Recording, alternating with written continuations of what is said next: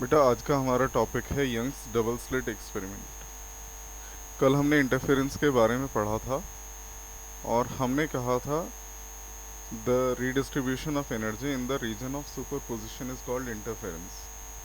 अब इसको स्टडी करने के लिए इंटरफेरेंस ऑब्जर्वेबल हो वो देखने के लिए ये ज़रूरी है कि दोनों सोर्सेज की फ्रीक्वेंसी सेम रहे और दोनों सोर्सेज में या तो ज़ीरो फेज डिफरेंस हो या कांस्टेंट फेज डिफरेंस हो।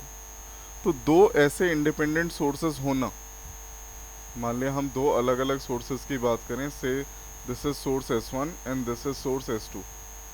ऐसे सोर्सेज होना बहुत मुश्किल है कि जिनकी फ्रीक्वेंसी सेम हो और जिनके बीच में या तो कांस्टेंट फेज डिफरेंस रहे या ज़ीरो फेज डिफरेंस रहे। ऐसा होना बड़ा मुश्किल काम है, यूजुअली इम्पॉसिबल है। कुछ ना कुछ फेज डिफरेंस होता ही।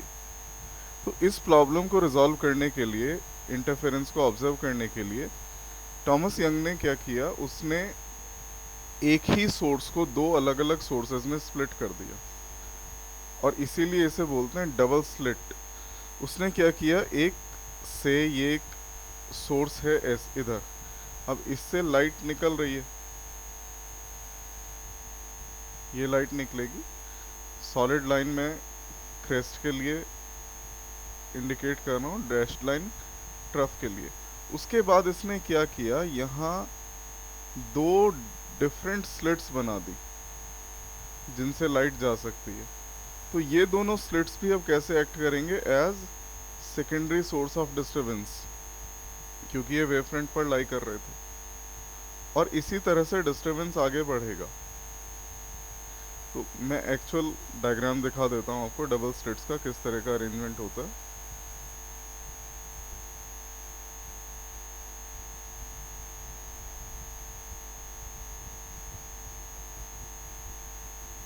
This is the actual arrangement.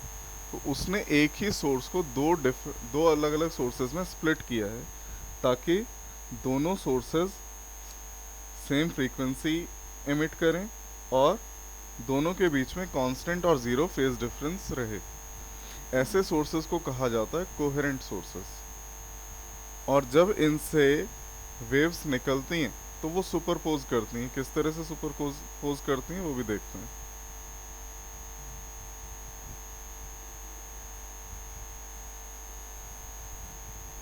देखिए ये कुछ इस तरह से सुपरपोजिशन होता है।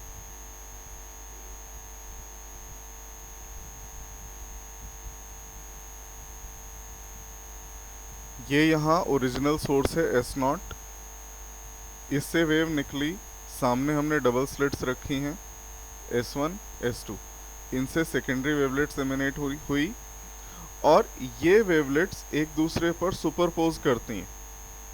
जहाँ पीक से पीक मिलती है, यानी कि क्रेस्ट से क्रेस्ट मिलती है, उन पॉइंट्स के करस्पॉन्डिंग हमको मिलती है मैक्सिमम इंटेंसिटी, और जहाँ ट्रफ से ट्रफ मिलती है उन पॉइंट्स के करस्पॉन्डिंग हमको मिलती है मिनिमम इंटेंसिटी। तो सामने अगर स्क्रीन रखें तो हमें कुछ पैटर्न इस तरह का मिलता है। अगर एग्जैक्टली सामने से देखा जाए तो पैटर्न कुछ इस तरह का मिलेगा। बीच में ब्राइट स्पॉट, फिर दोनों तरफ डार्क,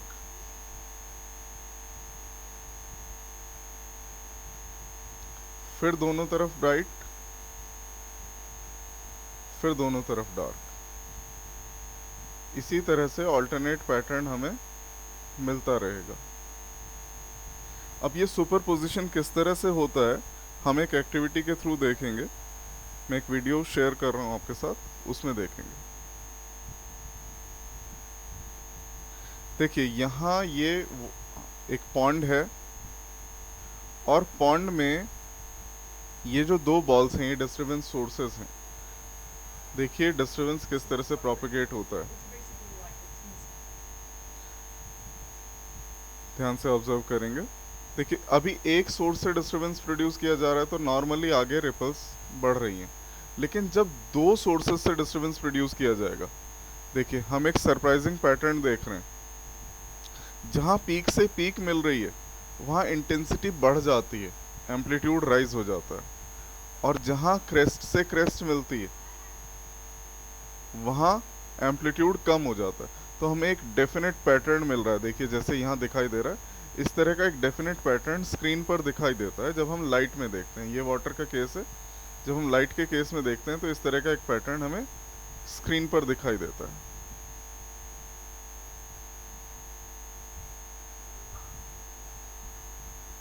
कुछ इस तरह से प्रोपिगेट होता है, और जैसे सामने ये स्क्रीन पर पैटर्न दिखाई दे रहा है, इस तरह का पैटर्न दिखाई देता है।